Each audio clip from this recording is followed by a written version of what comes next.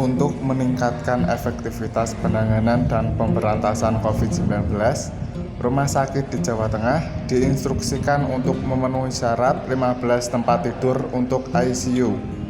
Menyusul pernyataan Presiden Joko Widodo yang menyebut pemberlakuan pembatasan kegiatan masyarakat atau PPKM Jilid 1 tidak berdampak baik pada penurunan kasus COVID-19, Gubernur Jawa Tengah bersama Bupati dan Wali Kota se-Jateng melakukan rapat koordinasi di Kota Semarang agar penanganan COVID-19 semakin efektif dan memberikan hasil yang nyata.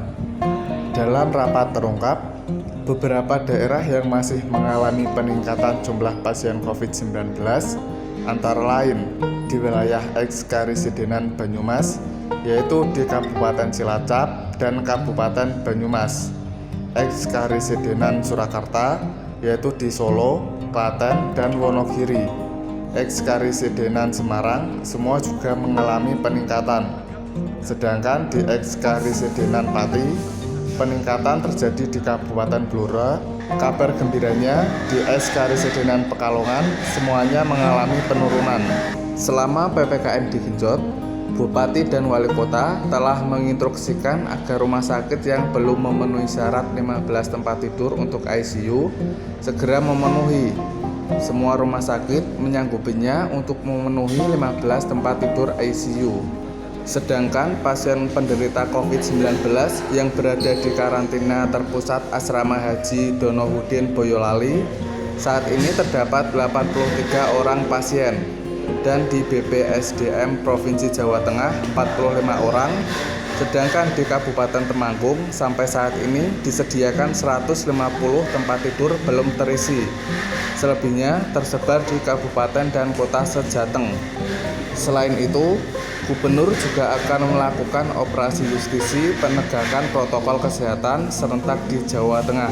Evaluasi dari PPKM yang kita laksanakan tahap 1 dan 2, dan ternyata Pak Presiden juga sudah menyampaikan kok rasanya tidak berhasil amat begitu. Maka apa yang kita cek dari data, umpama yang di wilayah Banyumas Raya itu Cilacap ternyata masih mengalami peningkatan. Ini kita cek dulu satu-satu. Surakarta, Klaten, Sukoharjo, Wonogiri, ya, 3 ini juga masih mengalami peningkatan, maka kita butuh membantu ya kawan-kawan yang ada di sana untuk bisa kita bantu.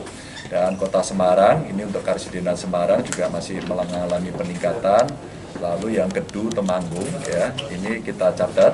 Lalu ekspati itu Blora juga masih mengalami sedikit peningkatan.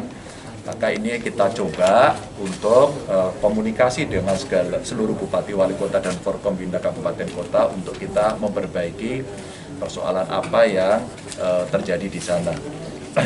Dan yang eks-Karisidenan Pekalongan semuanya turun, semuanya nggak ada satupun yang meningkat. Ini tentu berita yang cukup baik. Berita baik berikutnya adalah ternyata selama PPKM kita genjot, kita meminta daerah untuk meningkatkan tempat tidur baik ICU maupun isolasi. Hasilnya cukup bagus ternyata. Untuk tempat tidur ICU kita sekarang okupansinya 49,95. Jadi makin bagus lagi. Karena kalau batasannya 60 kita makin jauh di bawahnya. Artinya kita makin siap.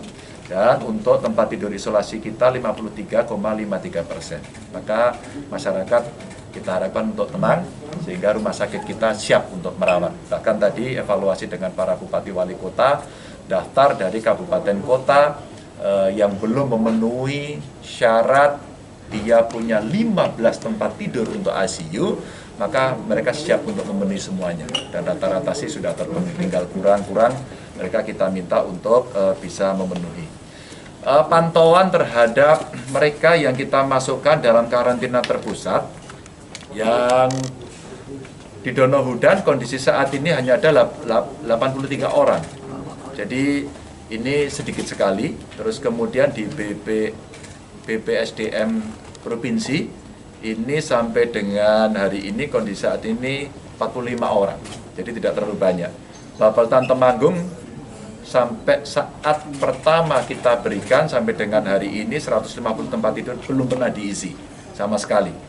Terus kemudian rumah karantina kabupaten kota, ini ada beberapa tempat yang datanya memang tersebar. Itu beberapa yang menjadi catatan kita hari ini.